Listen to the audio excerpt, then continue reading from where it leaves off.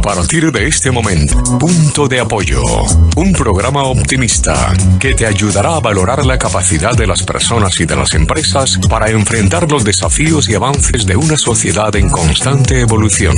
Punto de Apoyo. Presenta Alberto Atanes. Buenos días en este 16 de marzo. Estamos a punto de que llegue la primavera y nos preguntaremos, ¿la primavera ha venido? Y nadie sabe cómo ha sido, porque después de estos días que acabo de recibir por WhatsApp una frase muy bonita, dice: desde que Vox gobierna en Castilla y León ya hemos recuperado el Sáhara. Muy buenos días. Presentamos en primer lugar a los colaboradores habituales. Pilar Portilla Fernández, buenos días. Muy buenos días para todos y sean bienvenidos. Don Luis Magán, consultor de comunicación. Querido amigo, buenos días. Buenos días, Alberto. Y Germán Domínguez. Muy buenos días a todos. Buenos días. Tenemos con nosotros como especial invitada a Amelia Castilla. Lo digo bien, ¿no? Perfecto. Amelia Castilla, que nos va a hablar de su libro Mis entierros de gente importante. Bueno, toda la gente es importante cuando la entierran, sí, pero por lo menos ella va a poner de manifiesto cuánta gente ha ido al sepelio de personas como Camarón de la Isla, Antonio Vega, Paco Raval, Lola Flores, Enrique Morente, Rocío Jurado, etcétera, etcétera. Si te pareces, empezamos contigo. Amelia, tienes aquí un libro estupendo, lo tengo en mis manos. Muchas gracias. Muy bien editado. Bonito, sí. Muy sí, fácil sí. de leer, Ajá. muy fácil de leer. Letra XL, diría yo, para los mayores un poco. Bueno, eso de los mayores, ya sabes lo que decía el poeta francés, ¿no? Decía, el hombre tiene la edad de la mujer que ama y viceversa, la mujer tiene la edad del hombre que ama. Sí, eso está muy bien. Está muy bien. No sé si se cumple en todos los casos, pero sí. Yo antes de hacerte un par de preguntas, quiero decir que tú eres una periodista muy reconocida, has estado muchos años en el diario El País. Sí, prácticamente he desarrollado mi carrera periodística allí. He estado 43 años, nada menos. Y te han destinado a cubrir muchos de estos entierros de gente importante, que te ha dado lugar a... Yo diría que en 40 años me ha dado tiempo a casi todo. Pasar a casi todo, menos la sección de deportes y la de economía, creo que he estado en todas las demás. Es curioso porque el libro arranca con el entierro de Carmen Polo de Franco. Ese día yo era una novata prácticamente, casi llevaba 2 o 3 años en el periódico. Estaba en la sección de Madrid, que era la sección de los que empezábamos de alguna manera. Creo que era un sábado y el que era el jefe de la redacción en ese momento, Joaquín Estefanía, levantó la vista y ahí estaba yo. Cogí mi bolso y me fui a la calle Hermanos Becker.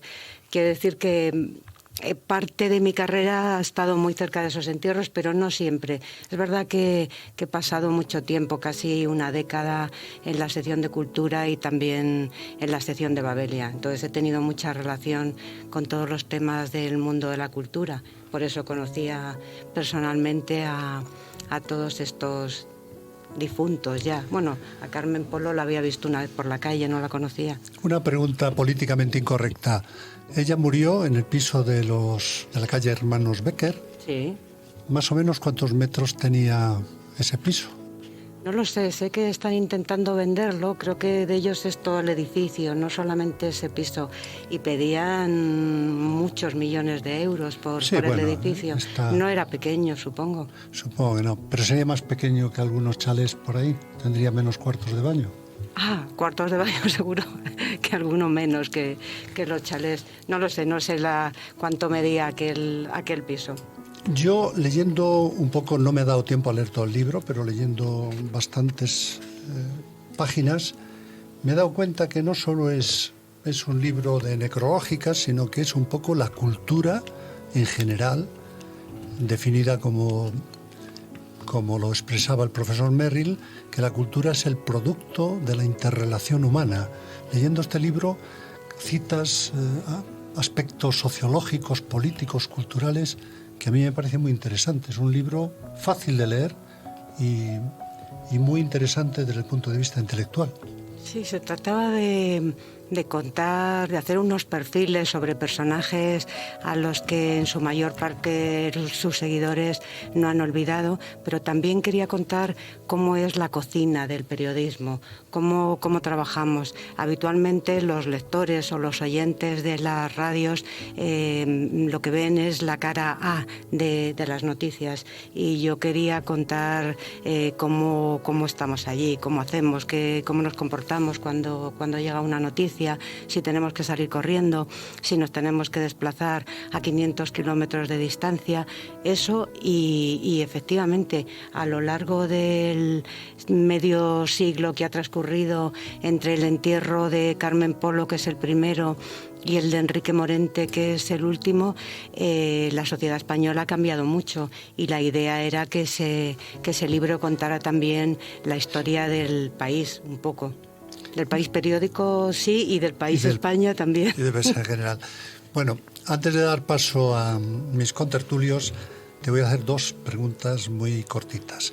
Creo que era Alfredo Pérez Rubalcaba que decía: en España se entierra bien. Sí, en efecto.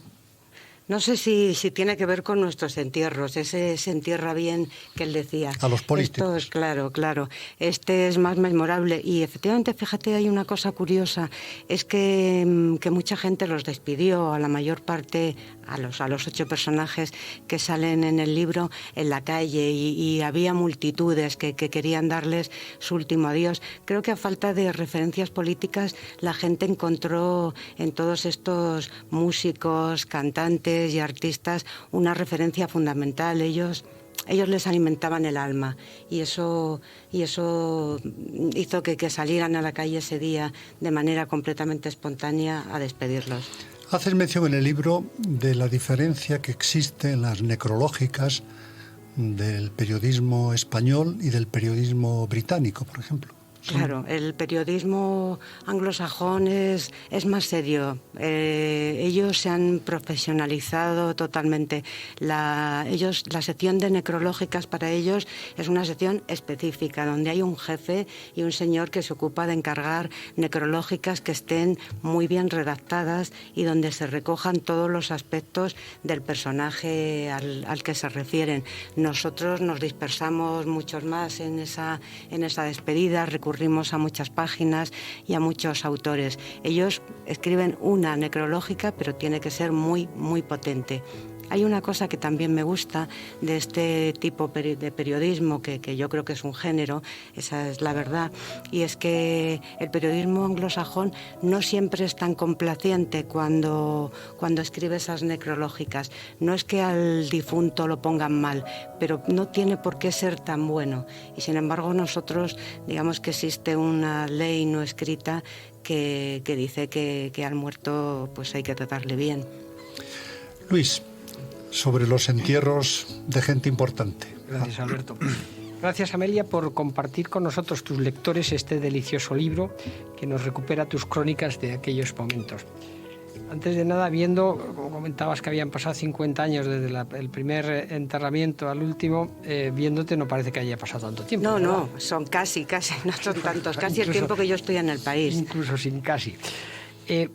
Una de mis primeras preguntas sería: ¿ellos crees que se sentirían felices de ver sus entierros y de leer tus crónicas? Yo espero que sí. Al menos, mira, Lola Flores fue enterrada como ella quería. Ella les dijo a sus hijos y a sus personas más cercanas que quería que la exhibieran en un teatro para que la gente se pudiera despedir. Ese día llevaba una mantilla blanca y los labios pintados de rojo. O sea, las uñas de rojo. Y las uñas de rojo, todo. El pueblo la despidió como ella quería. ¿Por qué no les iba a gustar? En definitiva, al final lo que yo hago con cada uno de estos personajes es construir una necrológica muchos años después de todo eso. Y lo más importante es que la gente los sigue todavía. A la tumba de Camarón va mucha gente, a la tumba de Lola Flores también, a la tumba de Rocío Jurado, por supuesto. Se han convertido en lugares de peregrinaje. Luego el pueblo no les ha olvidado, y tampoco, no lo sé a ellos, no sé, a mí no me gustaría leer mi necrológica anticipada, aunque fuera buena. Oye, ¿y a quién, dentro de muchísimos años, dentro de otros 43, otros 50 años, cuando llegues a los cielos, a quién te encontrarás de esos 8 personajes, quién estará en el cielo y quién no? Hombre, yo estoy segura que Camarón estará allí. Lola Flores también. Por lo menos en el cielo de los flamencos. En el cielo de los flamencos, que es donde de los ya cantadores. está. Claro. Antonio Vega, por supuesto. Antonio Flores, el hijo de Lola Flores, ¿por qué no? También estará allí, ¿no? Todos eran católicos, todos... Todos estarán en el cielo porque la muerte extingue cualquier responsabilidad, incluso la penal. Claro, y además si eres católico y te arrepientes, se te perdonan los pecados. Espero que estén allí y que sigan cantando y animando las fiestas. Amelia, a mí me ha gustado mucho tu libro, me ha llamado mucho la atención y me han venido muchas preguntas después de leer tu libro. Una de ellas que yo, analizando que hoy en día estamos inmersos en las redes sociales y desde que nace... desde que tienes un hijo, ya los padres lo están exponiendo, su primera foto, lo están presentando en las redes sociales. Ya no es como antes, que por ejemplo, si una persona estaba enferma, se evitaba exponer la figura de esa persona en un estado pues de enfermedad, pero ahora incluso en las redes sociales tú miras las fotos de las personas hospitalizadas, piden oraciones por esas personas, te comunican el fallecimiento a través de las redes sociales. Yo quiero saber cómo ha afectado este mundo que tenemos ahora, inmerso en redes sociales, el desarrollo, por ejemplo, de un entierro de una persona famosa. ¿Cómo ha cambiado? Pues mira, a lo largo de estos años ha cambiado de manera fundamental y debido a dos asuntos muy importantes. Por un lado, la irrupción de las televisiones privadas, que de alguna manera la búsqueda de publicidad y de nuevos espectadores rompieron un poco las reglas de intimidad que caracterizaban a un entierro, buscando mayor número de espectadores, pues convirtieron los entierros en espectáculos donde salían los escándalos amorosos, los problemas financieros, los problemas médicos que tenían algunos de estas personas. Los problemas con Hacienda. Exacto. Y luego llegaron las redes sociales y llegó Internet y eso cambió considerablemente las despedidas, porque los periodistas contamos la noticia, pero son los lectores los que las cogen y las hacen suyas en las redes. A partir de ahí, lo que hacen son selfies, digamos, tuiteros. Sacas una foto que tú tienes con el finado y cuentas lo mucho que le vas a echar de menos. Es que ya tú le haces una despedida particular. De los muertos que están ahí, yo creo que esa tendencia empezó con Antonio Vega. El día que murió Antonio Vega se convirtió en trending topic. Era la primera vez que eso pasaba. Luis. Oye, como periodista y no como periodista, ¿te sentiste menospreciada en tu trayectoria profesional siendo una mujer? No, la verdad es que no. Creo que había jefes machistas y en la época en la que se inician algunos de estos entierros, que yo era muy joven, la mayor parte de los jefes, yo diría que el 99% eran hombres. Pero me sentía bastante libre para trabajar y creo que se valoraba mi trabajo suficientemente. Es verdad que siempre es un problema de personas. O sea, finalmente hay un jefe que es un tipo que tiene muy mala baba y que te hace la vida imposible, pero luego hay otros que son fantásticos. Yo, por ejemplo, ahí cito algunos de ellos. En la época en la que falleció Camarón, yo trabajaba en la sección de domingo, se llamaba, que era la que hacía los reportajes del fin de semana, y el redactor jefe de esa sección, en la que éramos muy poca gente, esa es la verdad, estaba Lola Galán, estaba Gumersindo La Fuente, estaba Ángel Santa Cruz, pues el jefe era Juan Juste. Entonces era un periodista de talla, para una periodista que estaba empezando como yo. Usted había cubierto la guerra de Vietnam, había entrevistado a Graham Greene, a Gerald Durrell, en fin, para mí era todo un héroe. Luego era un señor que tenía muchas peculiaridades, pues pasaba más tiempo en el bar que en la redacción. Pero cuando daba su opinión, cuando dejaba su impronta, pues realmente nos daba una lección de periodismo. Como te digo, era más un problema de personas que de machismo puro y duro, ¿no? Es muy interesante el libro también porque haces un recorrido por los cambios que se ha producido en los medios de comunicación y sobre todo por los medios de comunicación escrito y lo que en cierta manera ha devastado el territorio que tenían ellos conquistado con la aparición de las nuevas tecnologías y tal. Pero te quería preguntar, ¿era el país realmente una llave en aquella época que abría todas las puertas? En la época en la que yo entré, por supuesto.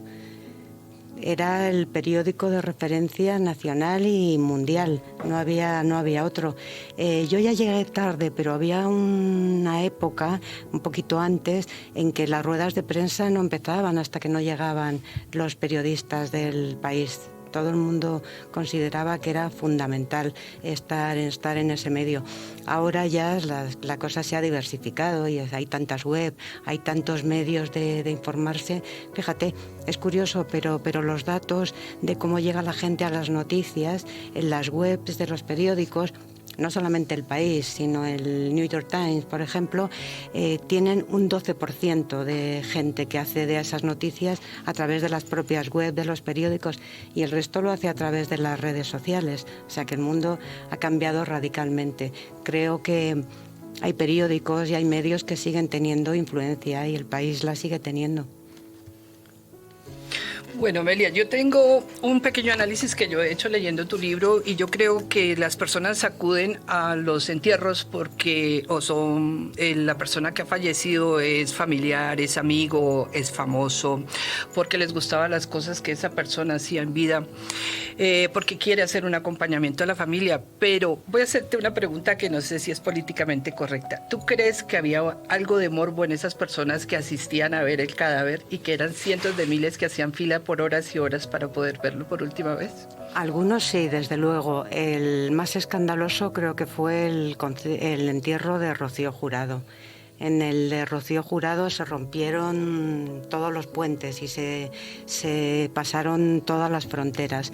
Ahí sí que había una división entre los que respetuosamente querían despedir a una cantante a la que la llamaban la más grande y seguramente con razón, y luego la gente que estaba allí gritando a la gente del corazón que llegaban a saludar a la familia.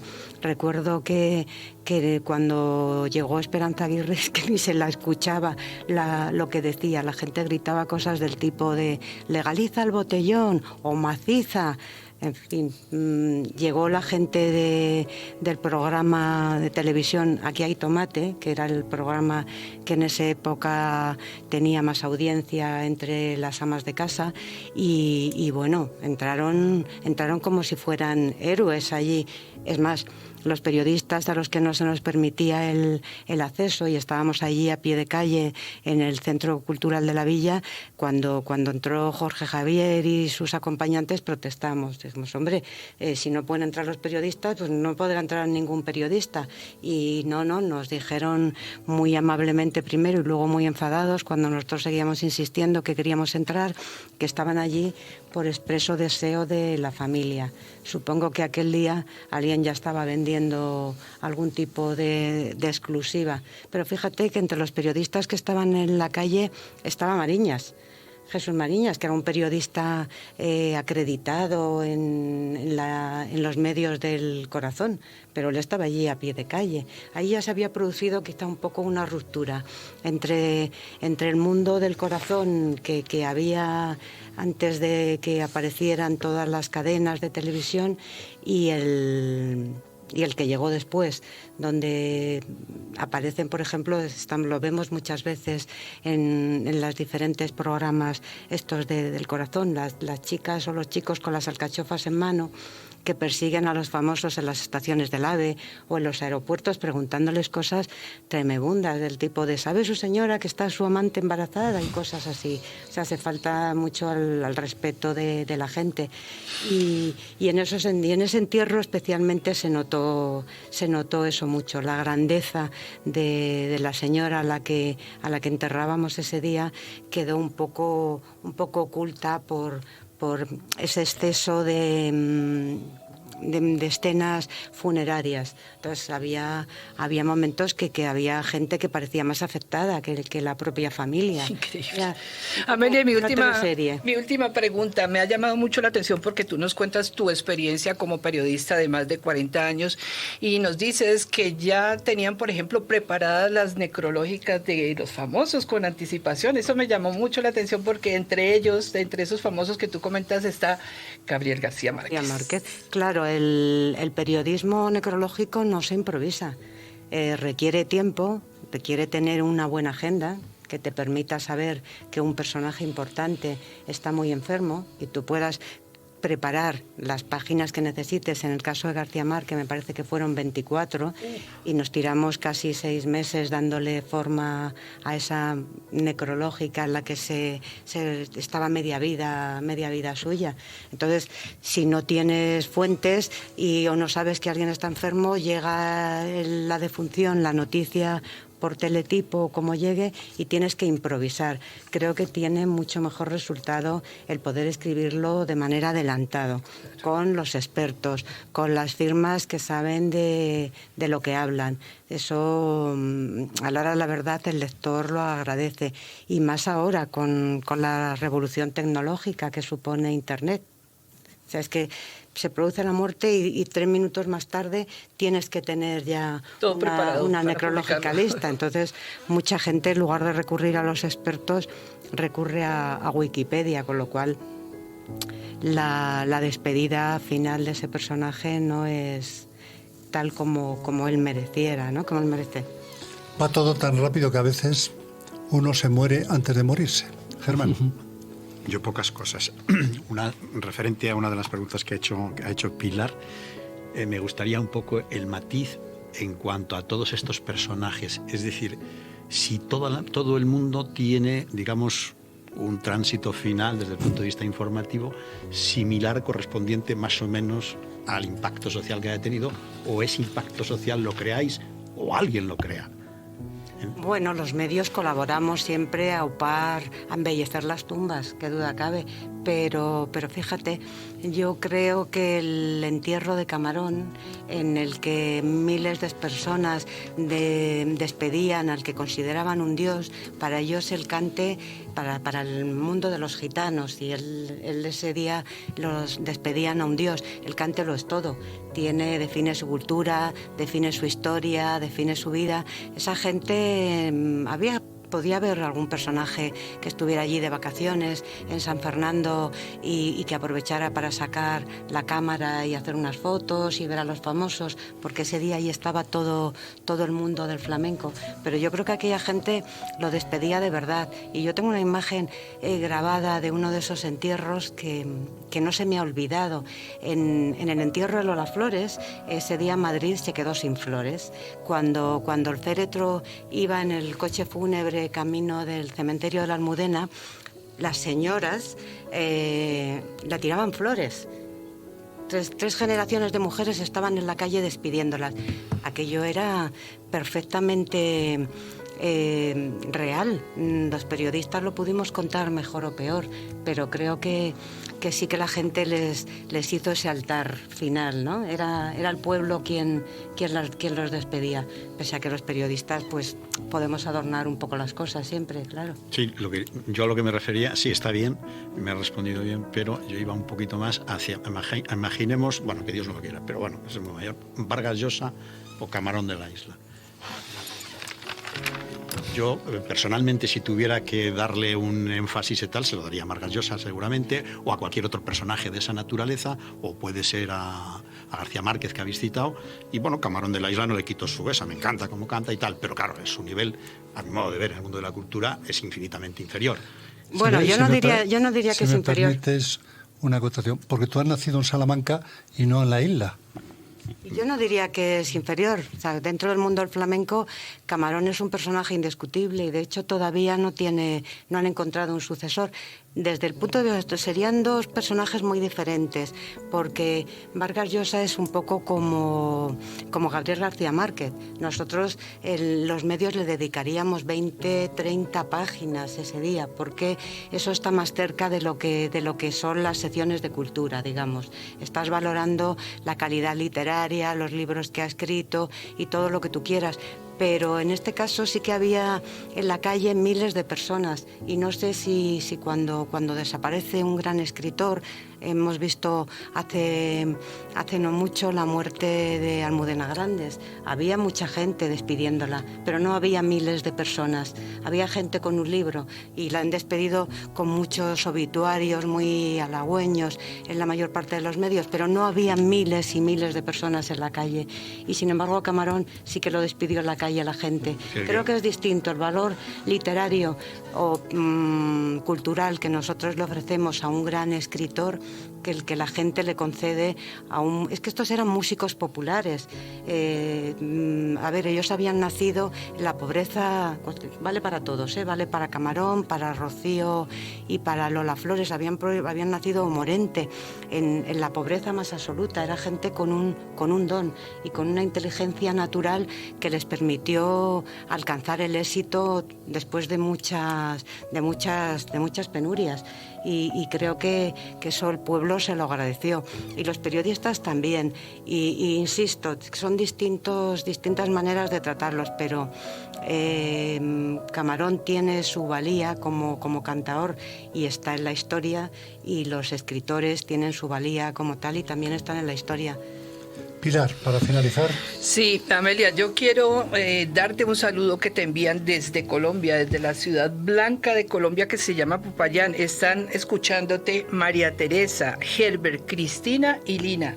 En Castro Urdiales te está escuchando Olga Isabel y en Estados Unidos está Jorge Enrique Peña y Ana Mayra Cardona que te mandan un saludo y que lógicamente van a comprar tu libro. Qué bien, estamos en el mundo entonces. Así es. El libro Mis entierros de gente importante. Muchísimas gracias, Amelia Castilla. Es un libro magníficamente dictado por Demi Page, media página en francés, Demi Page.